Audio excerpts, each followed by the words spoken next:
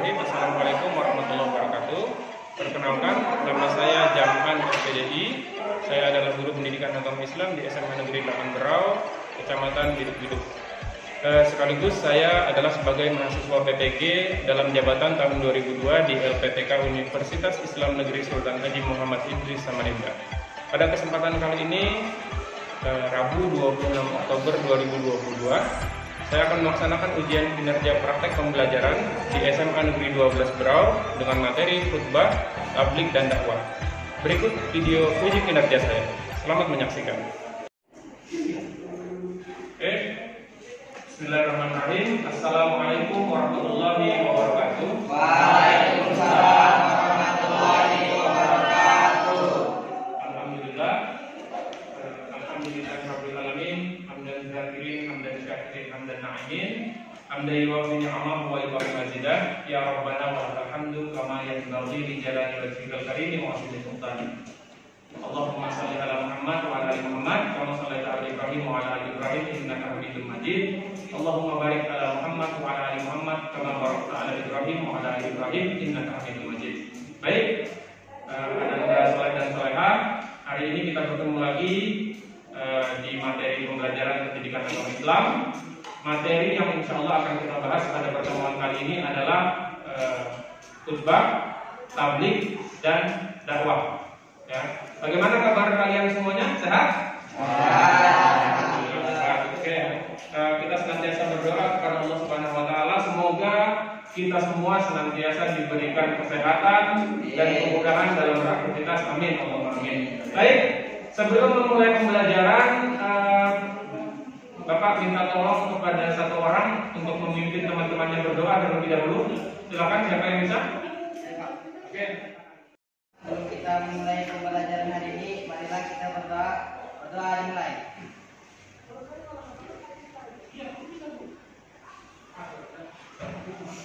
Berdoa selesai.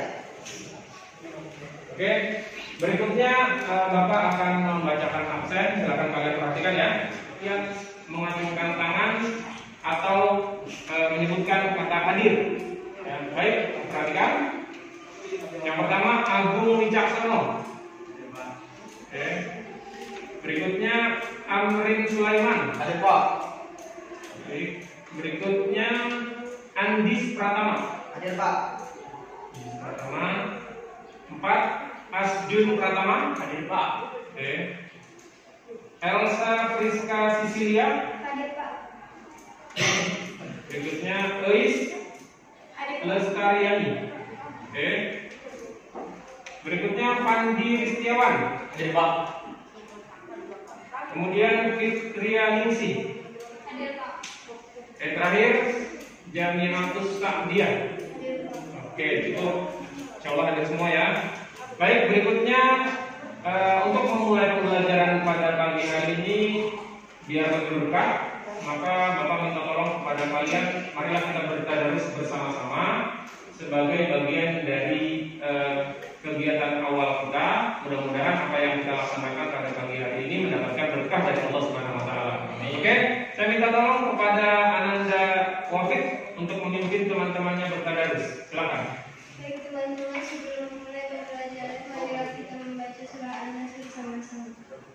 A'udzu billahi minasy syaithanir rajim.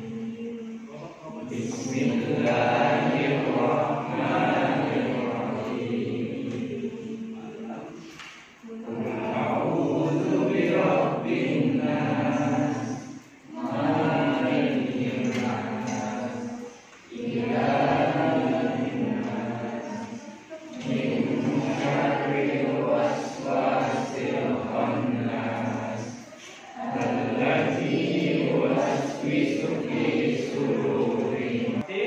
Berikutnya sebagai kegiatan pembuka kita bersama-sama menyanyikan lagu wajib Indonesia Raya. Ya, kepada Ananda Nadia, Bapak minta tolong untuk pimpin teman-temannya ya. Hiduplah Indonesia. Indonesia.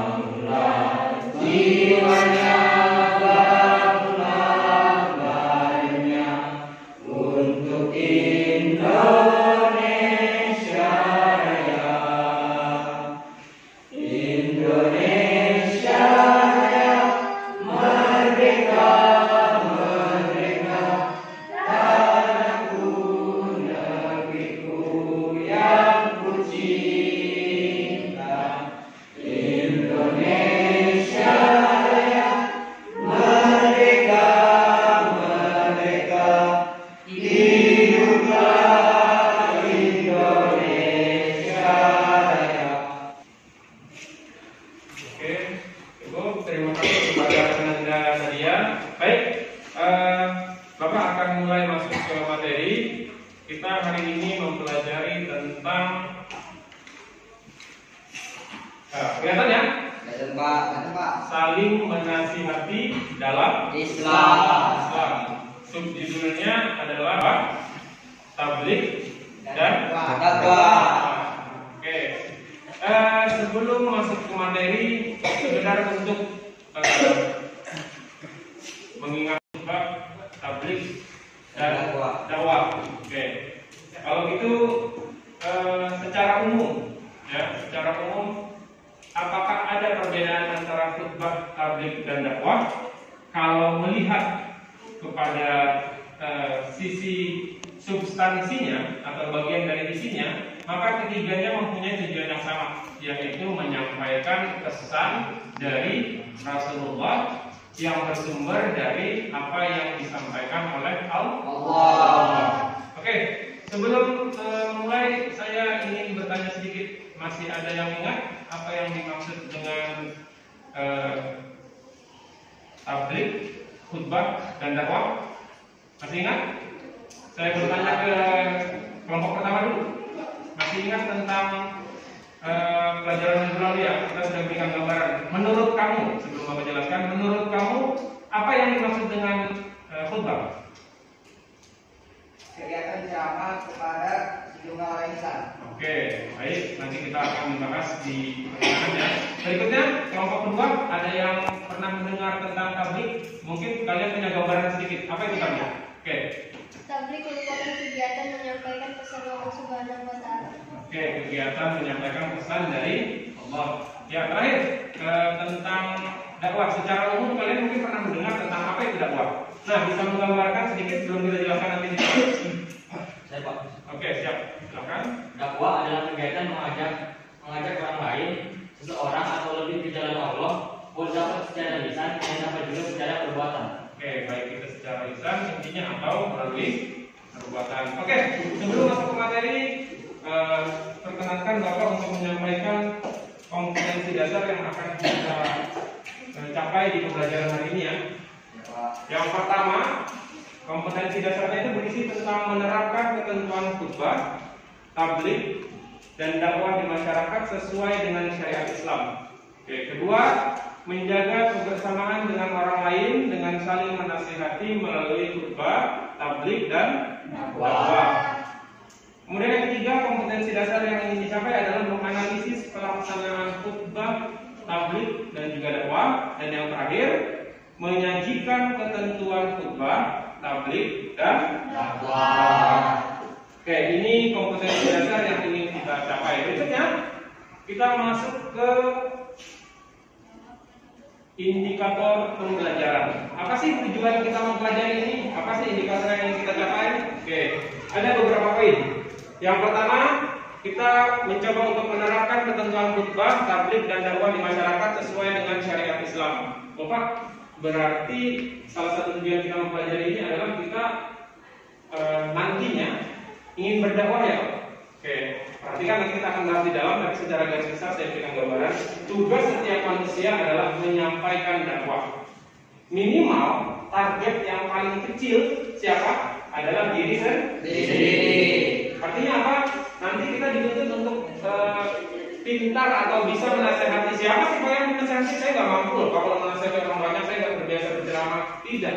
Objek terkecil dari sebuah dakwah, mau itu berupa khutbah, tabligh ataupun dakwah adalah diri sendiri. Oke, yang kedua, indikator pembelajaran yang dicapai adalah menerapkan sikap menjaga kebersamaan dengan orang lain dengan saling menasihati melalui khutbah, tabligh dan dakwah. Ketiga, menjelaskan pengertian apa itu khutbah, apa itu tabligh dan apa itu dakwah. Ya, terdapat perbedaan di antara ketiganya. Keempat, menganalisis hikmah dan manfaat ketentuan dari khutbah, tabligh serta dakwah. Dan yang terakhir adalah mempraktikkan khutbah, tabligh dan dakwah. Oke, kita mulai ke materi pertama. Kita masuk ke poin khutbah. Nanti di poin berikutnya, karena ini peta konsep yang ada di papan slide ya. Peta konsepnya kita membahas 3 aspek. Pertama khutbah, tabligh, dan yang ketiga adalah dakwah. Urgensi atau manfaat dari ketiganya ini adalah kita menelaah dan menganalisis tentang apa itu khutbah, apa itu tabligh, apa itu dakwah. Tujuannya apa Pak? Tujuannya adalah kita terbiasa untuk berdakwah. Oke, saya mau bertanya ke kalian. Menurut kalian adakah orang terdekat di antara kalian yang saat ini perlu untuk didakwahi? Banyak. Ya. Siapa mereka? Teman saya Pak, kakak saya Pak, keluarga saya Pak, bahkan diri saya sendiri Pak. Ya, kenapa? Karena jujur saya sendiri kadang lalai dengan perintah-perintah Allah. Dakwah adalah salah satu metode di mana seseorang memberikan nasihat baik itu kepada orang lain maupun kepada dirinya sendiri. Oke, kita pilih khutbah, ceramah, tabligh, dakwah. Menurut kalian pertama yang laki-laki? Ini bagian dari khutbah. Dengan cara apa kalian mengidentifikasi bahwa ini jadi khutbah? Ini masuk kategori khutbah. Dari mana nih? Kegiatan itu dilakukan di atas mimbar. Ya, salah satu ciri yang membedakan antara khutbah dan dakwah adalah biasanya khutbah dilakukan di atas mimbar dan dilakukan di dalam forum-forum resmi ibadah seperti sholat Jumat. Ada lagi gambar yang kedua. Bedanya di mana? Hampir tidak ada bedanya antara gambar yang pertama dengan gambar yang kedua. Oke, kalau yang kedua, perhatikan di bagian belakang ada podium atau ada mimbar. Tapi kenal orang ini? Kenal. Siapa? Dasar Latif. Ustaz Latif. Yang biasanya kalau dia ceramah tuh yang didapatkan dari materi ceramahnya apa? Lucu. Orangnya lucu, gitu ya. Nah ini substansi yang salah nih. Saya sering kali mendapati orang yang pulang dari pengajian, begitu saya tanya, isi materinya tadi apa? Karena saya nggak bisa hadir. Oh pokoknya lucu Pak, bagus Pak, lucu. Iya tentang apa? Nggak tahu saya, pokoknya lucu, saya ketawa terus Pak. Ini salah satu sasaran dari dakwah yang salah. Dakwah itu berupa isi pesan yang harus disampaikan, anjuran untuk meningkatkan takwa kepada Allah, bukan sebagai sarana untuk menghibur diri, hiburan, bukan. Nah ini sebuah paradigma yang salah menurut saya. Oke, kita masuk ke poin pertama tentang khutbah. Khutbah secara pengertian seperti yang tadi sudah dijelaskan oleh teman kalian di awal, ya tidak salah, cuman mungkin belum lengkap. Oke, saya bantu untuk memaparkan ya. Khutbah secara bahasa berasal dari kata khatabah yaktubu khutbah jamaknya.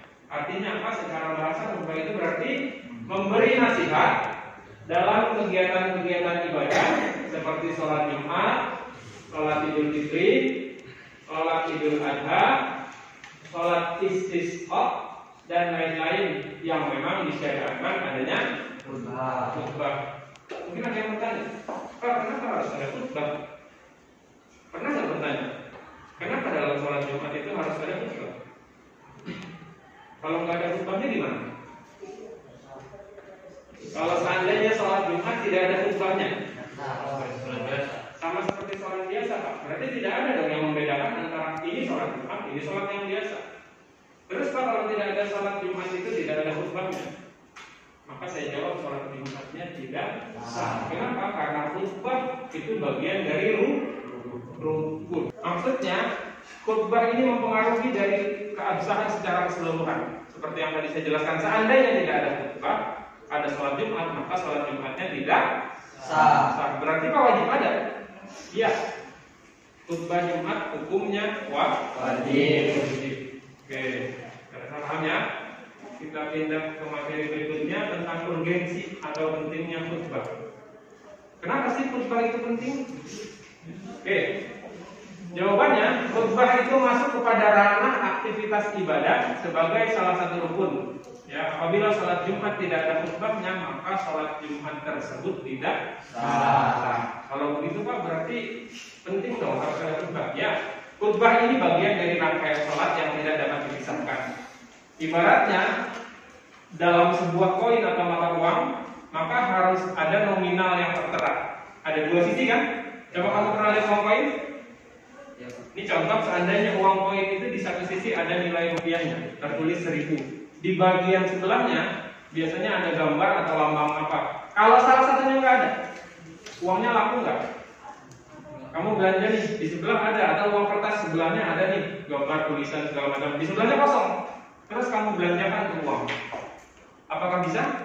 Tidak. Berarti uang itu menjadi tidak sah sebagai alat tukar, ya kan? Ya. Nah, urgensi khutbah ini juga memiliki potensi yang penting dalam rangkaian ibadah. Jika tidak ada khutbah, maka sholat Jumat dan sholat lainnya yang memerlukan khutbah menjadi tidak sah. Oke.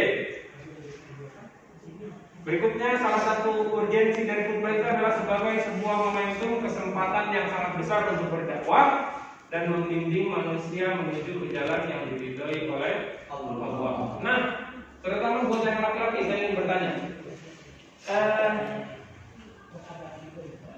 apakah kalian pernah dalam sholat Jumat pada bagian khutbah tertidur? Kenapa? Gak pernah. Dulu Pak, dulu saya sering ketiduran kalau sholat Jumat Pak, pas bagian khutbah. Ya, bagaimana hukumnya Pak tertidur pada saat sholat Jumat pada bagian khutbah? Ya, maka berdasarkan hadis Nabi, kita tidak mendapatkan 2 pahala sholat. Perhatikan pada bagian sholat Jumat, kenapa sholat hanya 2 rakaat? Maka kata Rasulullah, 4 rakaat sholat zuhur digantikan oleh sholat Jumat 2 rakaat, dan 2 pahala sholat tersebut yang 4 rakaat tadi digantikan oleh khutbah. Jadi mendengarkan khutbah itu hukumnya wajib. Tertidur maka kalian melewatkan 2 pahala.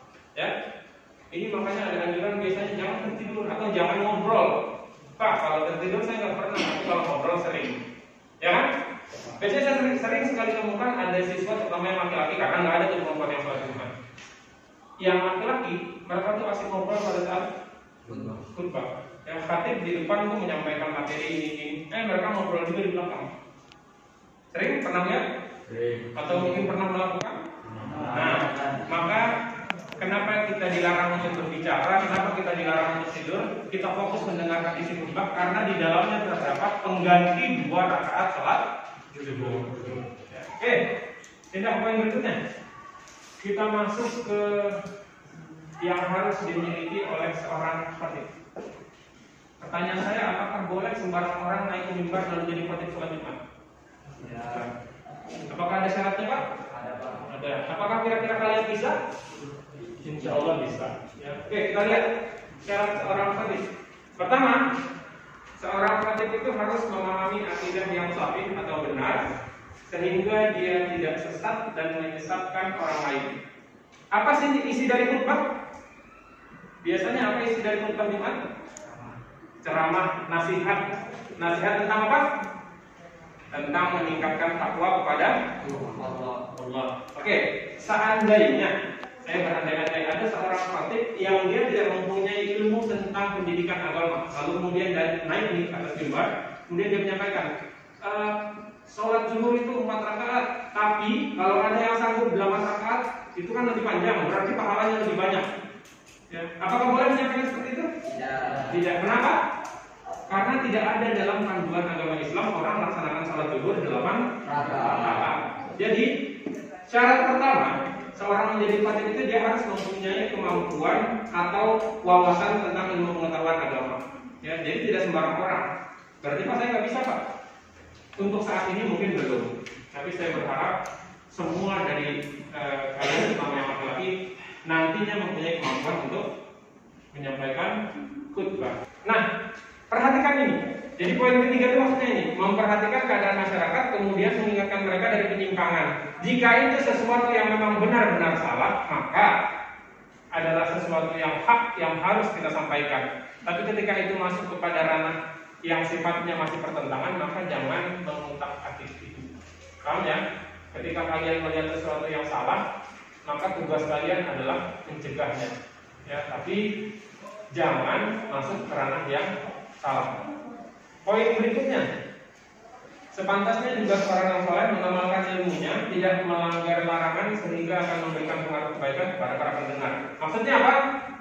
Ketika menyampaikan khutbah, usahakan seseorang yang berkhutbah, dialah orang yang terlebih dahulu melakukan apa yang dia sampaikan. Maaf ya, ketika kita menyampaikan khutbah di atas mimbar misalkan, jangan mendekati perbuatan zina.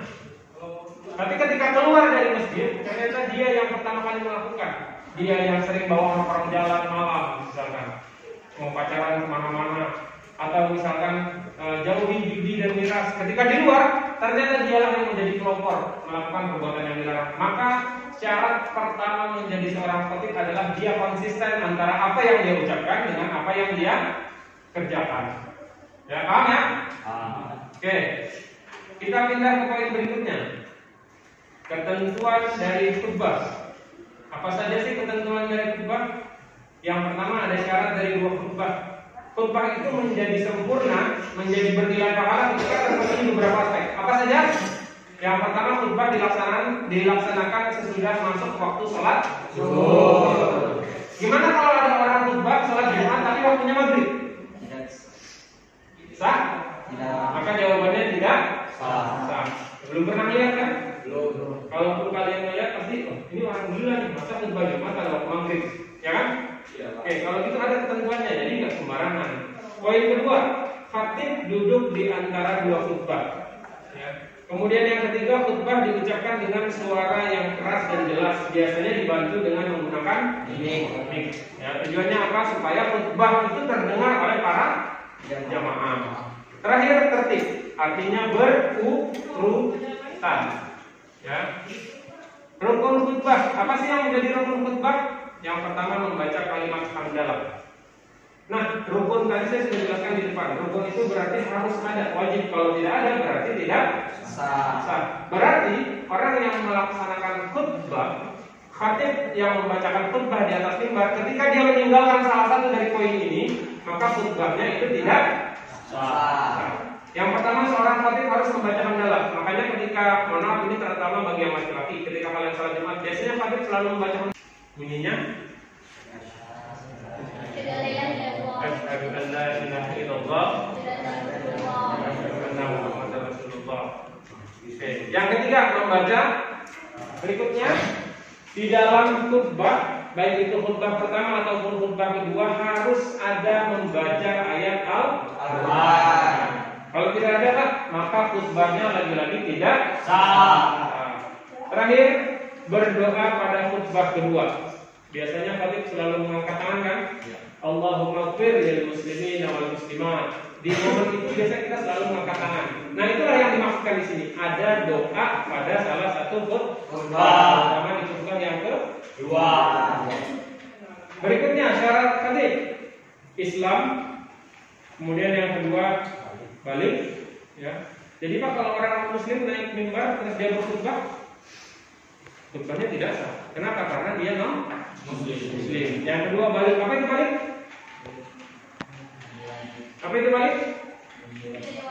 Sudah dewasa, sudah mumayyiz. Apa itu mumayyiz? Bisa membedakan mana yang baik, mana yang buruk. Beberapa kesalahan yang sering saya temukan, biasanya khatib itu kalau sudah menyampaikan khutbah panjang banget, sampai ketiduran gitu. Ya kan? Apalagi yang orang-orang tua kasihan di belakang sudah pada nyandar, tahu-tahu begitu bangun salat sudah selesai. Ya, saya pernah seperti itu. Mau bangunin dia kasihan, nggak dibanguni sholat. Jadi sudah biarkan aja, nanti marah kalau dibangunin. Jadi begitu sholat selesai, orang sudah pada pulangan, baru ada yang bangunin, tahu-tahu bangun pulang. Ya. Nah kalau gini Pak gimana Pak? Ya seperti yang tadi saya sampaikan, maka dia tidak mendapatkan pahala khutbah dan pahala sholat. Oke, saya pindah ke poin berikutnya. Kita selesai membahas tentang khutbah, masuk ke poin tabligh. Oke, bisa diulang tadi apa yang dimaksud dengan tabligh kelompok kedua? Kegiatan menyampaikan pesan Allah Subhanahu wa taala. Kegiatan menyampaikan pesan dari Allah Subhanahu wa taala. Oke, kita bahas nih. Apa sih pengertian tabligh? Secara bahasa tabligh itu berasal dari kata balagha yablughu tabligh. Artinya apa? Menyampaikan, memberitahukan dengan lisan. Maksudnya apa? Secara istilah, tabligh itu adalah kegiatan menyampaikan pesan dari Allah Subhanahu wa taala secara lisan, ya, secara lisan kepada satu orang Islam atau lebih untuk diketahui dan diamalkan isinya. Oke. Saya rasa ini mudah kita lewati. Kita masuk kepada urgensi atau pentingnya tabligh.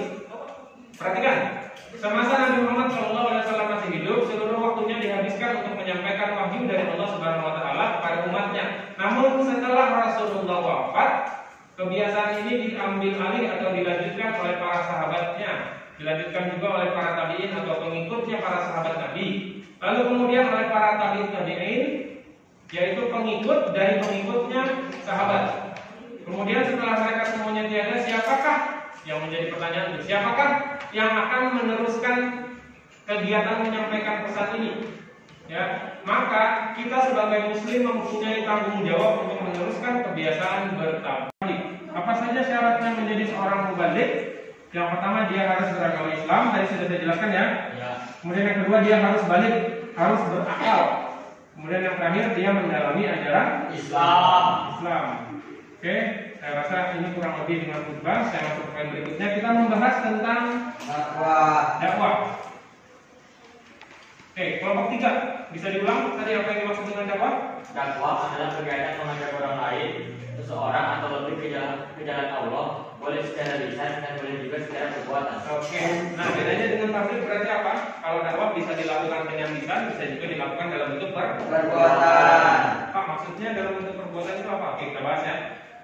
Dakwah itu berasal dari bahasa Arab, suku katanya itu da'a, yad'u, jamaknya dakwah. Artinya apa? Memanggil, menyeru, mengajak kepada Sesuatu hal. Oh, berarti ayo kita jalan, itu dakwah Pak. Ya kan? Secara bahasa artinya apa? Mengajak kepada sesuatu. Memanggil, menyeru dan mengajak. Ayo kita jalan ya, ayo kita main bola. Itu kan ngajak Pak. Ya. Berarti itu dakwah Pak. Berarti itu dakwah bukan? Kalau secara bahasa iya. Secara bahasa iya, berarti itu dakwah. Tapi kita lihat secara istilah, kegiatan mengajak orang lain, satu orang atau lebih ke jalan Allah secara lisan maupun dengan perbuatan. Berarti perhatikan nih, poin yang paling penting ada di sini. Apa ini? Jalan Allah. Berarti yang diajak gimana maksudnya Pak? Mengajak kepada kebaikan, yang mengajak kepada keimanan kepada Allah. Kalau ngajak main bola Pak, secara bahasa iya, tapi apakah itu masuk kategori dakwah? Maka tidak terpenuhi unsur mengajak kepada melalui perbuatan. Misalnya gimana? Ada yang bisa mencontohkan dakwah yang dilakukan dengan perbuatan? Kalau dengan ucapan jelas ya. Kamu nggak boleh berbuat seperti itu dilarang oleh Allah. Teman-teman orang jangan pacaran, nggak boleh itu, ya. Itu bentuk dakwah secara lisan. Kalau secara perbuatan, gimana contohnya? Pernah melihat? Ini ada orang di depan kalian secara tidak sengaja nih, melihat dia lewat di depan seorang pengemis, maaf ya, yang keadaannya mungkin cacat, gitu ya. Lalu kemudian dia memberikan uang di depan kalian. Lalu kemudian timbul di dalam hati kalian termotivasi untuk melakukan hal yang sama. Oh, kasihannya tuh pengemis, orang itu enak ada uang, nantilah kalau ada kesempatan lain kali kalau punya uang aku juga mau melakukan hal yang sama. Ini adalah contoh yang dilakukan dakwah lewat perbuatan. Oke, masuk ke poin berikutnya. Urgensi atau pentingnya ibadah. Apa sih pentingnya melakukan sebuah dakwah? Yang pertama, dakwah itu hukumnya fardhu kifayah atau kewajiban kolektif. sebagian lainnya menyatakan fardu ain. Sifatnya pertentangan. Oke, saya bertanya dulu. Siapa? Rasya. Pernah mendengar tentang fardu kifayah? Belum Pak. Belum. Sholat jenazah pernah? Ada yang pernah ikut sholat jenazah? Sholat jenazah itu hukumnya fardu kifayah. Artinya apa? Ada yang bisa menjelaskan? Fardu kifayah. Kalian yang hadir di pelaksanaan jenazah orang yang meninggal, kalian melihat nggak? Ada sebagian yang ikut sholat jenazah, ada yang tidak. Ya Pak. Ya kan? Tidak semuanya ikut kan? Itulah yang dimaksud dengan fardu kifayah. Artinya apa? Sebagian melaksanakan ibadah tersebut maka sudah mencukupi atau terwakili, yang lain boleh tidak melaksanakan. Ya. Bedanya dengan fardu ain, yang lain perhatikan, menyatakan fardu ain kewajiban setiap orang karena objek dakwah adalah siapapun termasuk diri sendiri. Bedanya dengan fardu ain itu adalah kewajiban yang dibebankan kepada setiap orang. Ya, artinya apa? Kalau fardu ain wajib hukumnya masing-masing. Pak, saya nggak sholat zuhur Pak. Sudah kan tadi si Salman sholat, dia jadi yang mewakili saya Pak. Ada nggak seperti itu? Tidak Ada. Nah itu namanya fardu ain. Artinya apa? Dibebankan kepada setiap individu. Kalau kalian nggak sholat, maka kalian yang mendapatkan dosa. Enggak Pak, saya sudah sholat zuhurnya tadi di siapa nih? Misalkan si Restu Ramadan. Saya Pak tadi sudah sholat zuhur. Saya mewakili teman-teman saya satu kelas, mereka bebas Pak kalau saya sholat zuhur. Bedanya fardu kifayah cukup satu orang yang melaksanakan, maka yang lainnya terbebas dari kewajiban. Artinya apa? Kalau ada orang yang meninggal, kalau tidak ada itu terbebas dari dosa. Asalkan ada satu orang. Ya kalau nggak ada sama sekali tetap semuanya kena dosa. Nah, perhatikan ya, itu bedanya fardu kifayah sama fardu ain. Kalau fardu ain itu pembebanan kepada diri masing-masing atau individu. Sementara fardu kifayah cukup diwakili satu orang, maka yang lain sudah bebas. Paham ya? Berikutnya, setiap dakwah hendaknya bertujuan untuk mewujudkan kebahagiaan dan kesejahteraan hidup di dunia dan di akhirat. Selain itu, dengan berdakwah kita akan mendapatkan ridho dari Allah. Terakhir, Nabi Muhammad SAW mencontohkan dakwah melalui lisan, tulisan dan juga perbuatan. Rasulullah mulai berdakwah kepada istri, keluarga, sahabat beliau hingga kepada para raja yang berkuasa pada saat beliau masih hidup. Jadi tujuan berdakwahnya kepada siapa? Kepada semua orang. Pak, saya tidak mau Pak. Saya tidak berani mendasari atau mendakwahi guru saya. Walaupun saya lihat dia melakukan kesalahan Pak. Kemarin Pak dia buang sampah tidak pada tempatnya. Itu salah kan? Saya tidak berani Pak. Kalau saya nasihati, Bu Maria saya jangan buang sampah di sembarang tempat itu tidak boleh. Nanti nilai saya rendah Pak. Ya, enggak. Kewajiban berdakwah itu dilakukan oleh setiap orang kepada siapapun. Jadi tidak ada batasan, mau dia pemimpin, kepala sekolah, mau dia kepala dinas pendidikan, mau dia gubernur, bupati, sampai presiden sekalipun ketika melakukan kesalahan, maka kita wajib memberikan dakwah kepadanya, meluruskan dia. Ya, paham ya? Oke, poin berikutnya kita masuk ke ketentuan dakwah. Kurang lebih dengan khutbah dan tabligh tadi, dakwah juga memiliki beberapa ketentuan. Syarat dari seorang dai, yang pertama dia harus beragama Islam, yang kedua sama balik, yang ketiga akal, yang keempat mendalami ajaran Islam. Mereka tidak perlu menjadi begitu. Oke, itu tulisan Latinnya. Perhatikan ya, saya bacakan alhamdulillah minasyaitonirrajim.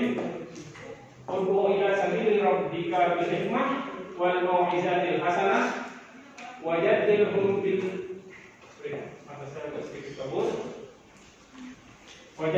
billati hiya ahsan inna rabbaka huwa a'lamu biman dhalla an sabilihi wa huwa a'lamu bil muhtadin. Artinya, serulah manusia kepada jalan Tuhanmu dengan hikmah. Apa maksudnya dengan hikmah?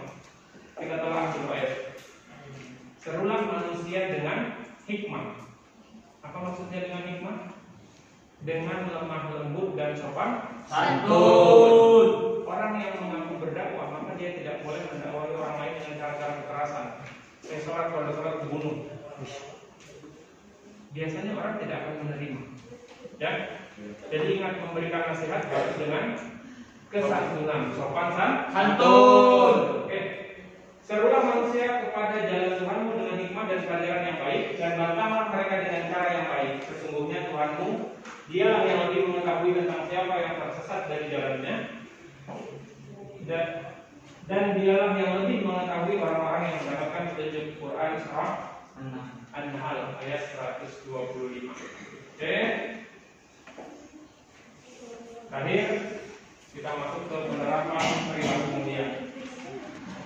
Oke, pertama, ketika melaksanakan sholat Jumat, hendaklah mengamati dan menyimak khutbah yang disampaikan oleh khatib, terutama bagian ya. Usahakan pada bagian khatib menyampaikan khutbah tolong disimak dengan baik-baik. Kemudian yang kedua, ketika melihat kemungkaran di sekitar kita, contohnya ada teman yang pacaran, ya, mencuri, tawuran. Kalau di sini nggak ada yang pacaran kan? Nggak ada kan? Tidak. Menjawabnya kayaknya nggak ikhlas. Insya Nggak ada. Allah. Nggak ada ya, nggak ada banyak tawuran. Kalau yang dapat tawuran banyak, ya. Oke, jangan. Contohnya pacaran, mencuri, tawuran, menyontek dan lain sebagainya. Maka kita harus mencegahnya dengan memberikan alasan yang logis. Jelaskan. Jadi kalau kalian menasihati orang lain, jelaskan letak kesalahannya di mana. Ya, jangan tiba-tiba memberikan nasihat tapi dia nggak tahu letak kesalahannya dia di mana.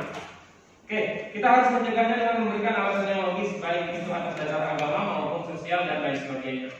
Ketiga, ketika melihat sesuatu yang baik, baik itu menurut agama maupun menurut masyarakat, maka jadikan itu sebagai teladan. Contohlah sikapnya. Terakhir, memprakarsai kegiatan dakwah Islam di sekolah, remaja masjid, karang taruna, dakwah kampus dan lain sebagainya. Oke, mungkin itu yang saya bisa sampaikan. Sebelum saya tutup, saya ingin memaparkan kesimpulan dan mendengar apa yang kalian simpulkan terlebih dahulu, baru kemudian saya tutup. Ada yang bisa menyampaikan kesimpulan dari pelajaran hari ini? Ya, Rasnya silakan. Kesimpulannya adalah makna khutbah, tabligh dan dakwah bersama, yaitu menyampaikan pesan kepada orang lain. Menyampaikan pesan kepada orang lain berisi tentang ajakan untuk meningkatkan iman dan takwa kepada Allah. Oke, bagus. Kesimpulan kita pada pertemuan hari ini adalah baik itu tabligh, khutbah maupun dakwah, semuanya sama tujuannya, yaitu untuk menyampaikan kebenaran agar seseorang semakin meningkatkan iman dan takwanya kepada Allah Subhanahu wa taala. Oke, baik.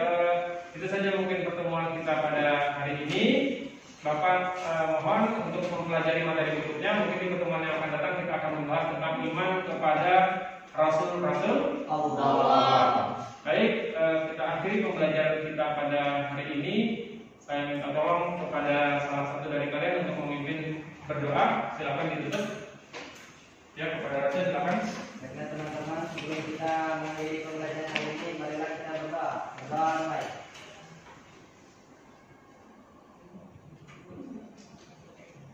Doa selesai. Oke, kita tutup dengan membaca doa kafaratul majlis. Subhanallahumma wa bihamdika, asyhadu an la ilaha illa anta, astaghfiruka wa atubu ilaik. Wassalamualaikum warahmatullahi wabarakatuh. Waalaikumsalam warahmatullahi wabarakatuh.